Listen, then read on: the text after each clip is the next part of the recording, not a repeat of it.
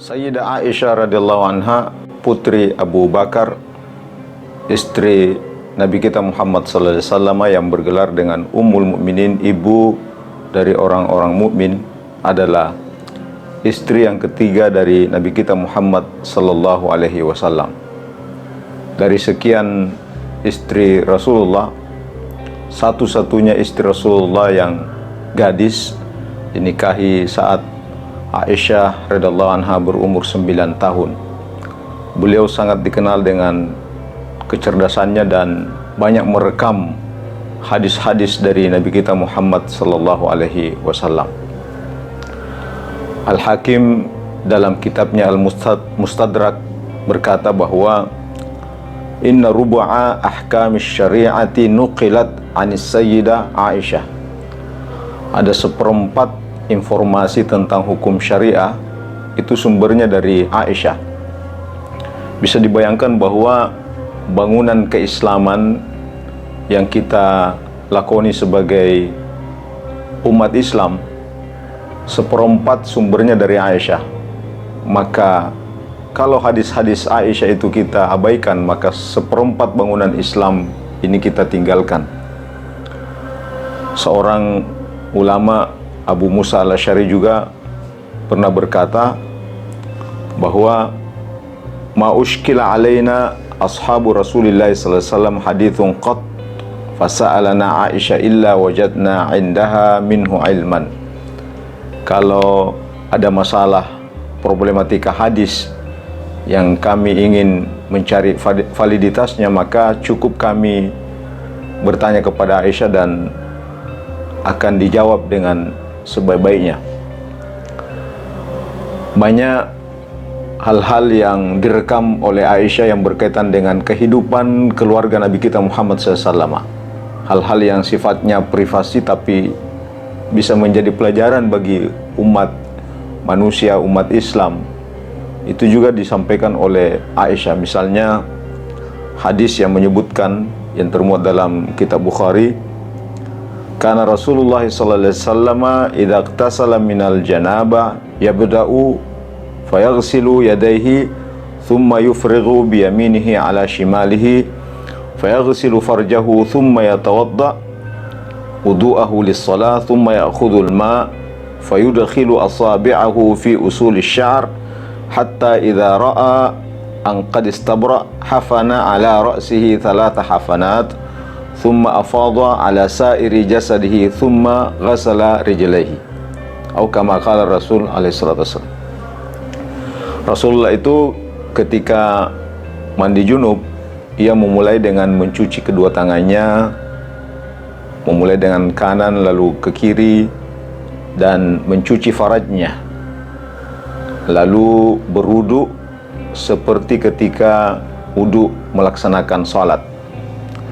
Lalu kemudian mengambil air dan mengeramas kepalanya, memijat kepalanya sampai 3 kali, lalu dilanjutkan dengan mandi membasahi seluruh badannya. Itu hadis direkam oleh Aisyah radhiyallahu anha.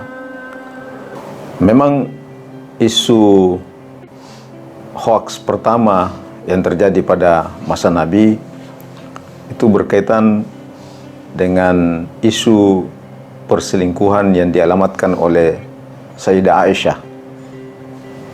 Isu ini terjadi ketika usai perang Ghazwah yang dihadiri oleh Aisyah sendiri, dan memang tradisinya Nabi ketika Nabi berangkat ke satu Ghazwah, medan perang, biasanya Nabi menggilir istrinya, dan ketika itu yang mendapatkan giliran untuk bersama Nabi adalah Aisyah. Para istri Nabi ini biasanya berfungsi sebagai pasukan medis bersama Rasulullah sallallahu alaihi wasallam. Dalam riwayat disebutkan Aisyah tertinggal dari pasukan, lalu di tengah jalan ditemui oleh salah seorang sahabat yang bernama Safwan bin Mu'attal. sahabat Safwan ini kemudian membantu Sayyidah Aisyah dengan mempersilahkan naik di atas kendaraannya, sementara Safwan sendiri berjalan kaki. Hingga kemudian dalam perjalanan itu sampailah di pasukan. Pemandangan ini dimanfaatkan oleh salah seorang pasukan yang bernama Abdullah bin Ubay dan rekan-rekannya. Abdullah bin Ubay melempar isu bahwa Aisyah melakukan perselingkuhan, dan isu tersebut beredar di masyarakat Madinah yang membuat Sayyidah Aisyah jatuh sakit. Disebutkan dalam riwayat hampir sebulan Sayyidah Aisyah merasakan tekanan batin dari hoaks tersebut. Apa yang terjadi? Bahkan Nabi sendiri ada niat untuk menceraikan Sayyidah Aisyah, tapi kemudian Allah Subhanahu wa Ta'ala menurunkan ayat-ayatnya yang tersebut dalam surah An-Nur, mulai dari ayat 11 sampai ayat 19. Allah Subhanahu wa Ta'ala berfirman, A'udzubillahi minasyaitonirrajim, Innal ladzina ja'u bil ifki usbatum minkum la tahsabuhu syarran lakum bal huwa khairul lakum. Orang yang mengedarkan berita kebohongan itu juga dari kalian. La tahsabuhu syarran lakum. Jangan anggap sebagai kejelekan, tapi itu menjadi kebaikan bagi kalian. Sampai kemudian ayat 19 Allah berfirman, Innal ladzina yuhibbuna an tashi'al fahishatu fil ladzina amanu lahum 'adzabun alim fid dunya wal akhirah wallahu ya'lamu wa antum la ta'lamun. Orang yang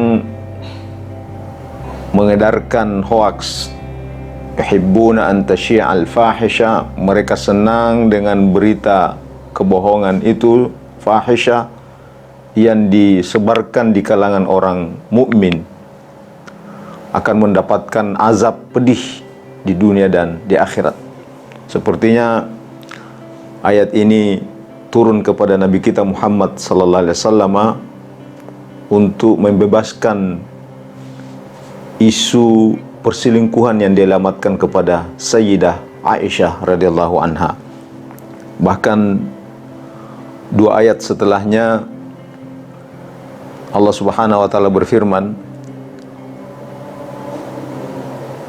وَلَا يَأْتَلِ ulul fadli minkum wassa'ah ayyu'tu ulil qurba wal masakin wal muhajirina fi sabilillah.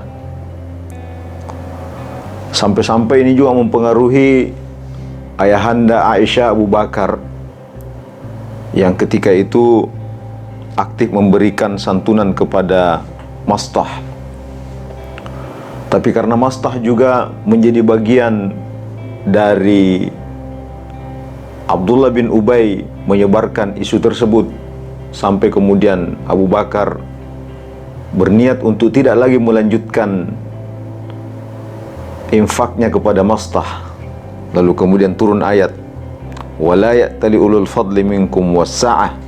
Jangan karena kebencian itu lalu kemudian hentikan